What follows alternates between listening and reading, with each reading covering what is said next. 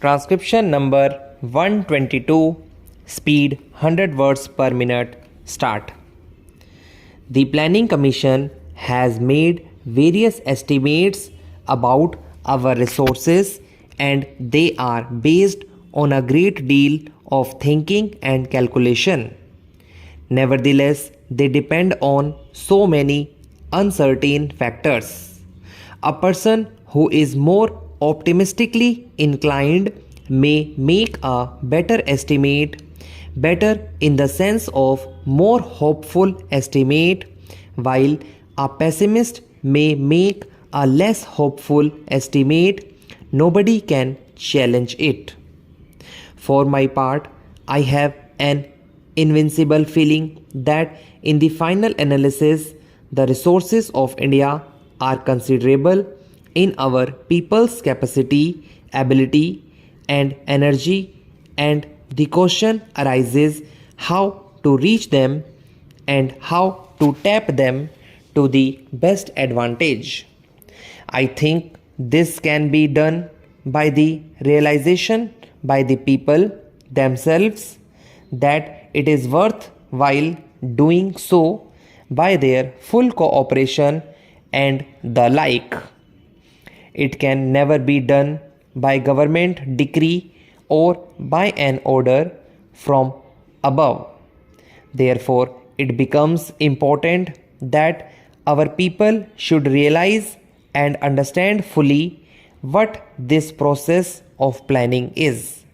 Therefore, we tried to a considerable extent to get the cooperation of as many people as possible, even at the district level, apart from a large number of groups of various kinds. I think it may be well said that India is very conscious of planning today. I was reading a foreigner's book the other day in which he says that in India you cannot get away from this planning business. He had written it in slight irritation.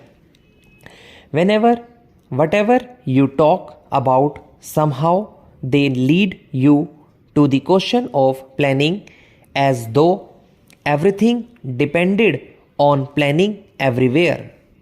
Well, whether his irritation was justified or not, I was glad to read that a person with no great sympathy for what we were doing felt enveloped by some kind of an atmosphere of planning. Everybody can talk of planning. Of course, everybody who talks of planning may know very little about planning. That is not the point, but it is true that India is very much planning conscious, and I think it is a great gain. When I say planning conscious, I mean, of course, planning conscious in the democratic structure that we possess. That is, we are proceeding with democratic planning. I am not criticizing any country that may not plan or any country that plans in some other way, authoritarian or some other way. It is none of my business to criticize other countries. They have to meet their problems, and it is up to them to decide how to meet them. They can judge their own people. But so far as we are concerned in this country, people believe that we should endeavor to plan by the democratic method. Planning is a small way, has often been done, and is often done elsewhere. Planning in a really big way has thus far only been done more or less by the authoritarian approach, and the question arises how far a non-authoritarian and democratic approach can succeed in this kind of planning.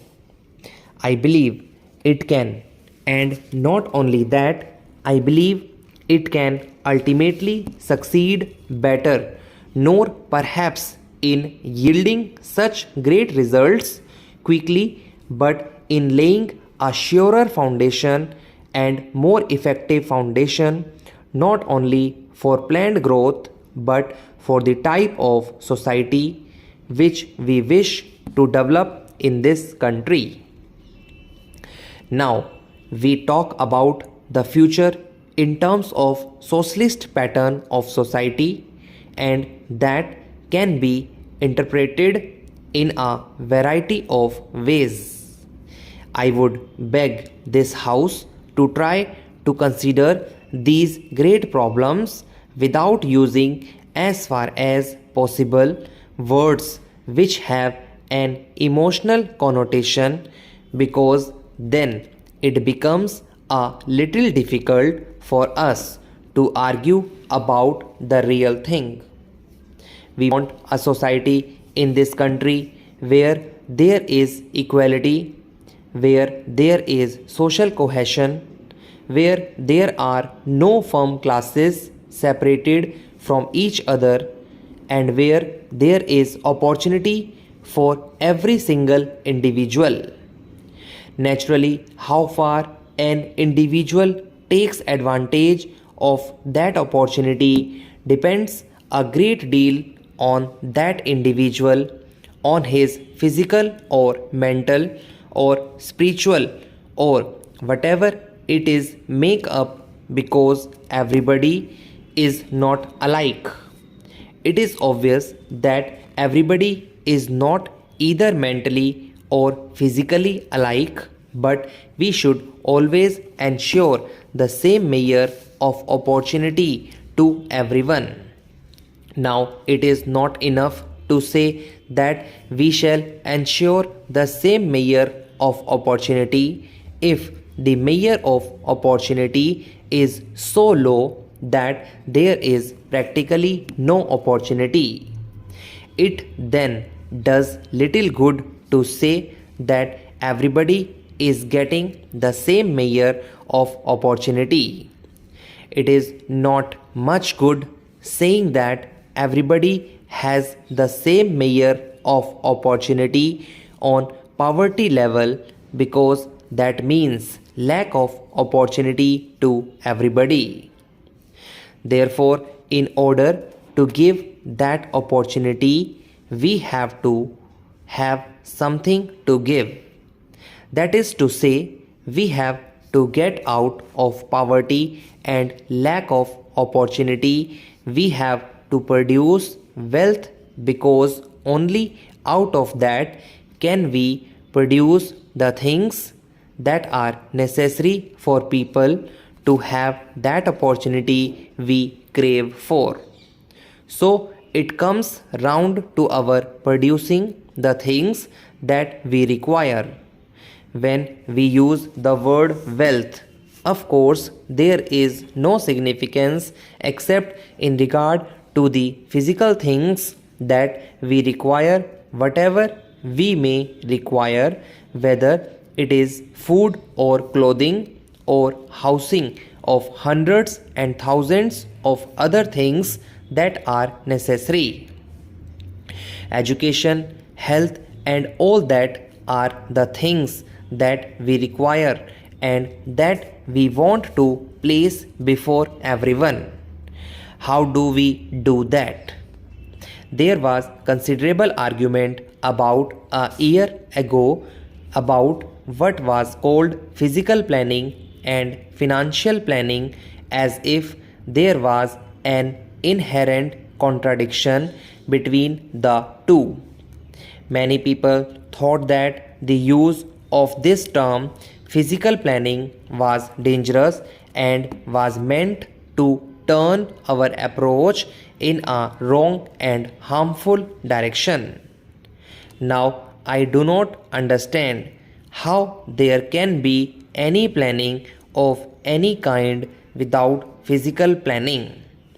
Obviously, whatever you may plan, you have to plan for the goods, you have to plan for food.